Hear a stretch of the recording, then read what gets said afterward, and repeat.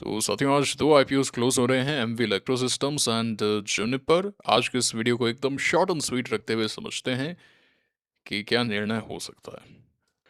तो सबसे पहला एक्सीडेंट तो हुआ है मणिपाल के अंदर। प्रीमियम्स 1% के ही चल रहे थे, 0.5% के चल रहे थे, और हमने यही चर्चा की थी कि भाई यहाँ पर ब्लॉकबस्टर लिस्टिंग के तो कहीं भी आसार नहीं है, नीचे के द्वार खुलते हैं और एक बार अगर डिस्काउंट में गया तो फिर तो और प्रबल हो जाएंगे वो आसार।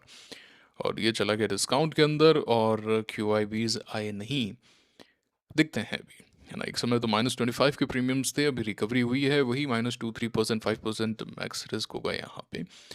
द ओनली फैक्टर वाज कि क्या लिस्टिंग के बाद में एक्शन आ सकता है क्या, उसके लिए अगर कोई देख रहा है तो 5% के रिस्क के साथ में अपना डिसीजन ले सकता है। ये हमने मणिपाल में डिस्कस किया था। जूनिपर सेम है, कोई चेंज नहीं जूनिपर में, है ना, कोई चेंज नहीं है यहाँ पे।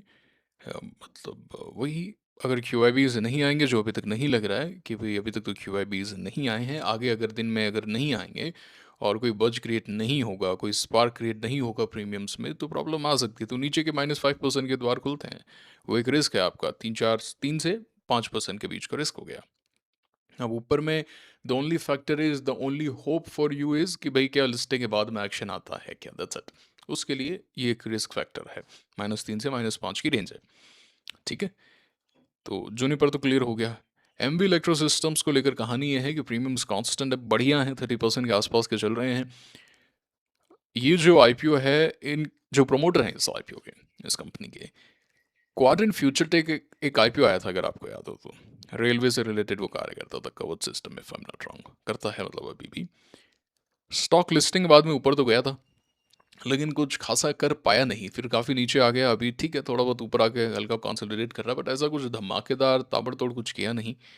बट प्रीमियम्स हैं यहाँ पे, सेम ग्रुप से है, तो लिस्टिंग के बाद में एक्शन तो थोड़ा बहुत दिखाता है। तो 30% के प्रीमियम्स हैं। अलॉटमेंट काफ़ी टफ रहने वाला है, ये मैं क्लियर कर देता हूँ आपको। आप सोचेंगे इजी अलॉटमेंट होगा, नहीं होगा भैया यहाँ पे, क्योंकि जूनिपर में अब कोई लगाएगा नहीं मणिपाल के हादसे को देखते हुए, है ना। तो ये 290 करोड़ का आईपीओ, कोई बड़ा आईपीओ तो है नहीं। अलॉटमेंट इसमें इतना टफ है, इतना टफ है कि क्या ही बताया जाए, ठीक है ना। बहुत टफ अलॉटमेंट होने वाला है। तो जूनिपर में कोई लगाएंगे नहीं, तो फिर सारा का सारा यहाँ पे लगेगा, तो अलॉटमेंट टफ हो गई, ये बात है। और मणिपाल थोड़ा सा महंगा था, और हमने डिस्कस किया था कि दो चीज़ें हैं, एक तो बहुत बड़ा आईपीओ है, और दूसरा थोड़ा सा वैल्यूएशंस हाई पर आया है, प्रीमियम्स गिरे हैं, और उस वक्त मार्केट भी थोड़ा गिर गया था, तो उसका इम्पैक्ट डायरेक्ट इस पर आया। फिर सप्लाई एब्जॉर्ब हुई नहीं पूरी तरीके से, तो मणिपाल 9,000 करोड़ का आईपीओ, ये 290 करोड़ का आईपीओ, और ये जूनिपर 1,800 करोड़ का आईपीओ, ये बात है। समझ गए, क्लियर हो गया क्या करना है, समझ में आ गया, एकदम एकदम शॉर्ट एंड स्वीट रखते हुए हमने समझा है। अब इसके बाद में अगले वीडियो में हम मार्केट पर चर्चा करेंगे, अभी तो इतना ही रखते हैं आज के इस वीडियो को। कमेंट करके बता दीजिए मुझे कि आप क्या कर रहे हैं, क्या विचार हैं आपके रिसेंट आईपीओस को लेके, जो भी है कमेंट बॉक्स आपके लिए हमेशा खुला है।